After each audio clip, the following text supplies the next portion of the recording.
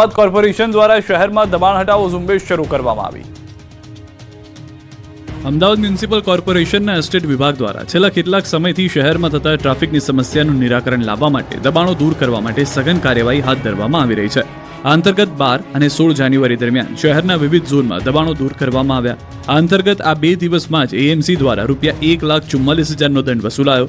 આ કામગીરી દરમિયાન કુલ 141 લારી ગલ્લા, 40 દૂર કરાયેલા શેડ, 239 તાડપત્રી, 1173 દૂર કરાયેલ અન્ય પરચુરણ માલ સામાનની સંખ્યા, 396 જાહેર રસ્તા પર જાહેરાતના બોર્ડ, 221 લોક કરેલા વાહનો, 3 ગેરકાયદેસર પાર્ક થયેલ વાહનો અને ટોઈંગ કરેલ વાહનો, 253 દંડ કરેલા વાહનોનો સમાવેશ થાય છે। અમદાવાદ મ્યુનિસિપલ કોર્પોરેશનમાં એસ્ટેટ વિભાગ દ્વારા શહેરના તમામ મિલકત માલિકો, દુકાનદારો અને વાહન ચાલકોને જાહેર માર્ગો અને હાઈવે પર કોઈપણ પ્રકારનું દબાણ ન કરવા સૂચના આપવામાં આવી છે।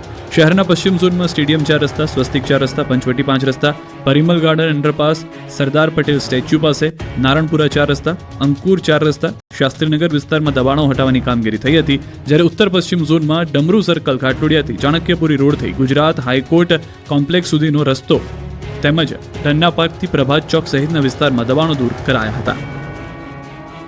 હવામાન વિભાગની આગાહી પ્રમાણે રાજ્યમાં ઠંડીનું જોર ઘટશે। હાલ રાજ્યમાં કાતિલ ઠંડીનો ચમકારો અનુભવાઈ રહ્યો છે, પરંતુ આગામી 2 દિવસ બાદ રાજ્યમાં ઠંડીનું જોર ઘટી શકે છે। હવામાન વિભાગના અનુમાન પ્રમાણે 2 દિવસ બાદ તાપમાનમાં 2 થી 4 ડિગ્રી સુધીનો વધારો થઈ શકે છે। સાથે જ રાજ્યમાં અપર ઇન્ડ્યુસના કારણે વાદળછાયું વાતાવરણની શક્યતા રહેશે। જો કે હાલ માવઠાની કોઈ શક્યતા ન હોવાનું અનુમાન હવામાન વિભાગ લગાવી રહ્યું છે। આ તરફ હાલ ઠંડીના પારાની વાત કરીએ તો ઉત્તર ગુજરાતમાં સામાન્યથી વધુ તાપમાન નોંધાયું છે, તો 12 ડિગ્રી સાથે અમરેલી સૌથી ઠંડુગાર શહેર રહ્યું। તો ગાંધીનગરમાં 12.8 ડિગ્રી તાપમાન નોંધાયું। અમદાવાદમાં ઠંડીનો પારો 14.8 ડિગ્રી નોંધાયો। આ તરફ હવામાન નિષ્ણાત અંબાલાલ પટેલે પશ્ચિમી સૌરાષ્ટ્રના વાતાવરણમાં પલટો આવવાની આગાહી કરી છે। કચ્છ, બનાસકાંઠાના વાતાવરણમાં પણ પલટો જોવા મળી શકે છે। રાજસ્થાનના ભાગો અને ઉત્તર ભારતના ભાગમાં હિમવર્ષા થવાની શક્યતા અંબાલાલ પટેલે દર્શાવી છે।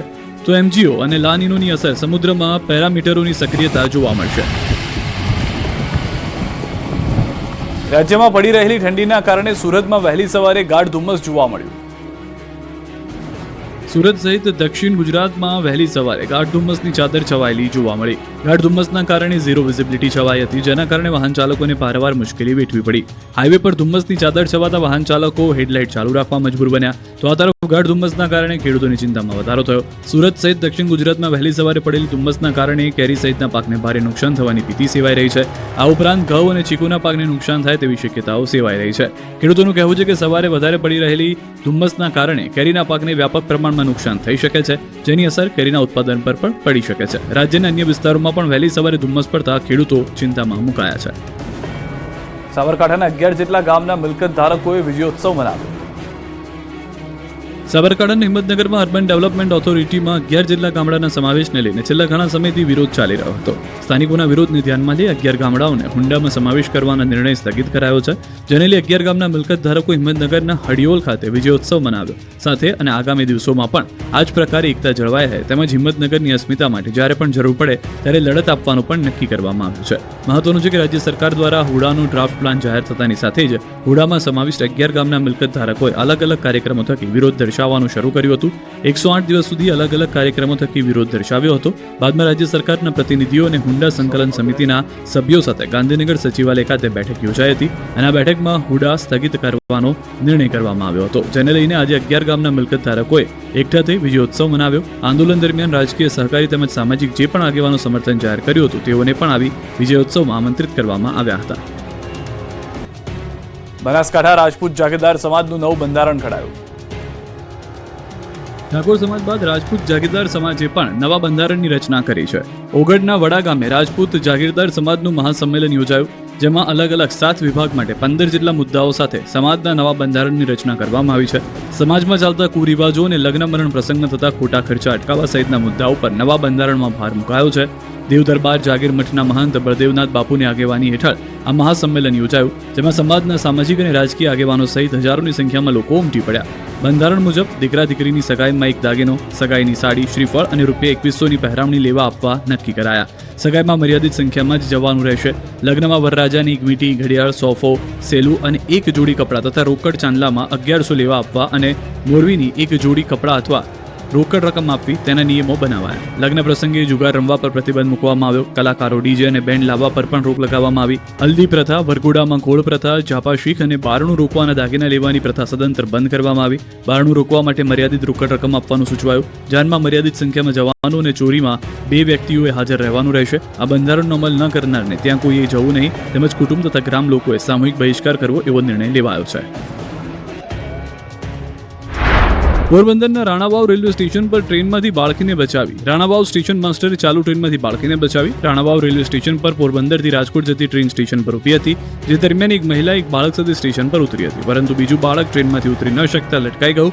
જે દરમિયાન સ્ટેશન માસ્ટરે સમય સૂચકતા વાપરી ચાલતી ટ્રેનમાંથી બાળકને બચાવી લીધું. સુરતમાં બોટ સ્પર્ધામાં દુર્ઘટના સર્જાઈ. સુરતના મગદલ્લાથી હજીરા બોટ સ્પર્ધામાં દુર્ઘટના સર્જાઈ. સ્પર્ધામાં સામેલ નાવિકોની બોટ પલટી. બોટમાં બેસેલા તમામ નાવિકોનો બચાવ. તમામને તરતા આવડતું હોવાથી બચાવ થયો. સદનસીબે કોઈ જાનહાની થઈ નથી. ઉત્તરાયણ પૂરી થઈ ગઈ છતાં દોરીથી દુર્ઘટના યથાવત. નવસારી કલેક્ટર ઓફિસની બહાર બાઇક પર જતા 25 વર્ષીય યુવકનું દોરીથી ગળું કપાયું. ગંભીર ઇજા થતા યુવકને તાત્કાલિક હોસ્પિટલ ખસેડાયો. 14મી જાન્યુઆરી ઉત્તરાયણ પૂર્ણ થયા અને 3 દિવસ વીતી ગયા હોવા છતાં ઘાતક દોરીની દુર્ઘટનાઓ સામે આવી રહી છે. જૂનાગઢમાં 45 વર્ષના આધેડનું અપહરણ કરી અવાવરૂ જગ્યાએ લઈ જવાયો. નશાકારક પદાર્થ સૂંઘાડી બેભાન કરી દોરડા વડે બાંધી આડેધડ માર માર્યો. પરિવારજનોને નગ્ન હાલતમાં મળી આવ્યો. પોલીસે આરોપી સાગર ચૌહાણની કરી અટકાયત.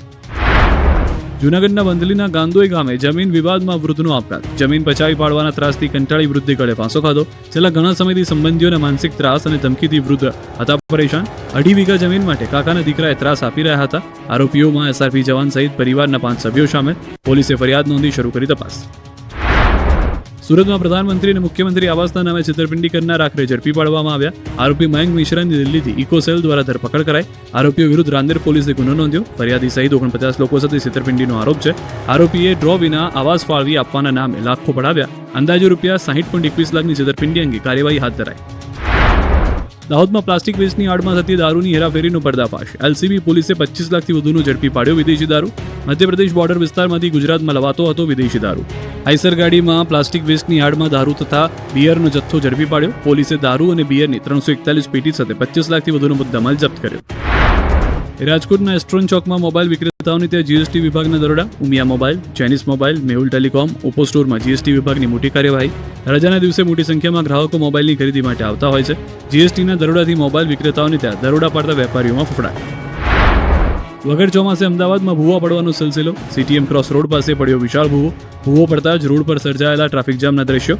વરસાદી પાણીની લાઈન નાખવાનું ચાલી રહ્યું છે કામ. ભૂવો પડતા વચ્ચે રહેલી આડાશો પણ લટકતી નજરે પડી. અમદાવાદમાં મુખ્યમંત્રી ભૂપેન્દ્ર પટેલના હસ્તે ધરતી રત્ન એવોર્ડ એનાયત કરાયા. શાહીબાગ સ્થિત સરદાર પટેલ સ્મારક ખાતે કાર્યક્રમનું આયોજન કરવામાં આવ્યું. સમાજ જીવનમાં નિસ્વાર્થ ઉત્કૃષ્ટ યોગદાન આપનારાઓનું સન્માન કરાયું. કાર્યક્રમમાં પૂર્વ મુખ્ય ન્યાયાધીશ જસ્ટિસ કલ્પેશ ઝવેરી રહ્યા ઉપસ્થિત. પૂર્વ કલેક્ટર ભાગ્યેશ ઝા પણ ઉપસ્થિત રહ્યા. અમદાવાદમાં અંધશ્રદ્ધાનો વધુ એક કિસ્સો સામે આવ્યો છે. 21મી સદીની આધુનિક યુગમાં પણ અંધશ્રદ્ધાનું ભૂત લોકોના મનમાં ઘર કરી ગયું છે. અંધશ્રદ્ધાનો વધુ એક કિસ્સો અમદાવાદના બાપુનગર વિસ્તારમાં જોવા મળ્યો. બાપુનગરમાં એક વ્યક્તિએ પોતાની માનતા પૂરી કરવા મૂંગા પશુની બલિ ચડાવી હોવાની ઘટના પ્રકાશમાં આવતા પોલીસ દોડતી થઈ. પોતાની માનતા પૂરી કરવા માટે નરેશ પટણી નામના વ્યક્તિ બકરાની બલિ ચડાવી હોવાનું સામે આવતા સમગ્ર વિસ્તારમાં ચકચાર મચી.